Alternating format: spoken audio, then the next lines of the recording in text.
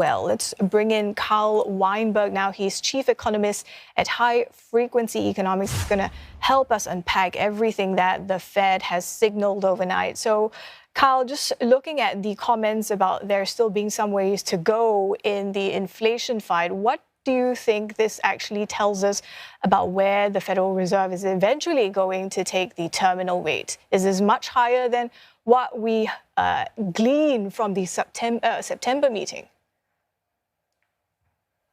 Yes, good evening, or good morning, I should say. Yeah, we do think now that the rate that the Fed chair is thinking about is going to be higher than the rate that was signaled at the last meeting. The last dot plot kind of suggested that we would be at about 4.5% to 5%. And now the market's betting, and I would agree with it, that we'll be above 5% before everything is over. That's obviously harsher news for businesses that will have to deal with higher interest rates, and for households that will have to pay higher mortgage payments, higher credit card debt, higher car loans, higher borrowing costs across the board. But all these higher borrowing costs will also serve to slow growth overall. How much of a natural break do you think this would be for inflation and price pressures? Well, eventually, everything we know tells us that eventually a slowing or contracting economy is going to lead to falling prices. We saw that clearly in 2020 when the economy contracted by a lot. We saw it in 2008, 2009 when the economy contracted a lot.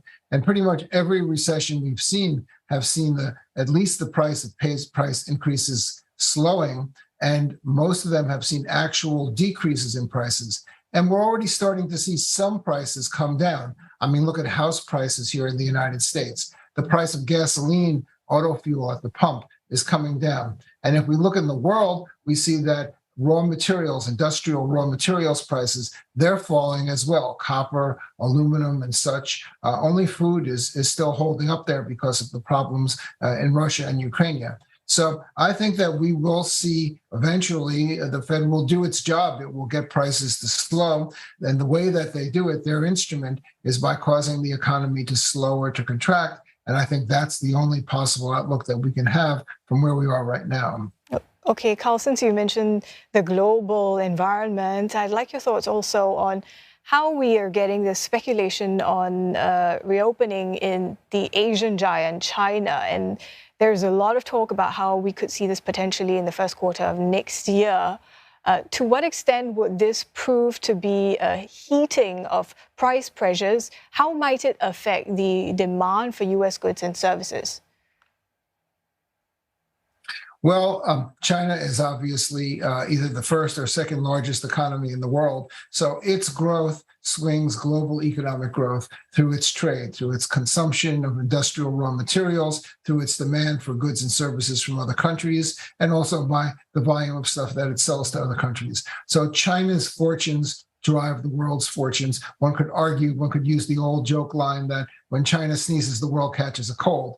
Now, there are two questions here. Number one, is China really reopening? So far, we just have unconfirmed rumors that the government is going to back down on its zero tolerance policies. So we're waiting to see whether that turns out to be a real decline in a real cutback in the restraint policies, or whether that is just a rumor from an unsourced document. The second question is, how much is COVID slowing China down, and how much are other things slowing China down?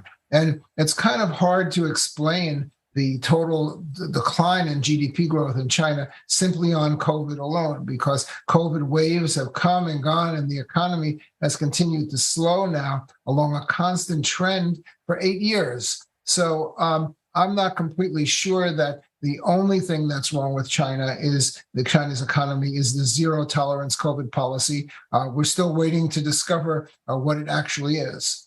Ramifications for the U.S. and a lot of these other Asia-Pacific economies as well. Carl, many thanks for sharing your analysis with us. Really good to unpack the Federal Reserve's move with us. Carl Weinberg is chief economist at High Frequency Economics.